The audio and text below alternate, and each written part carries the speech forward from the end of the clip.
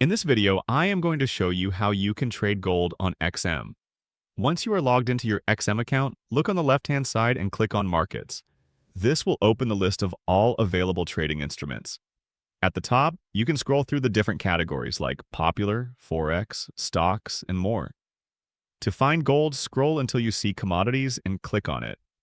As you can see, gold is usually the first instrument in the commodities section. Click on it to open the chart and trading window. On the right side of the screen, you will see the trading panel.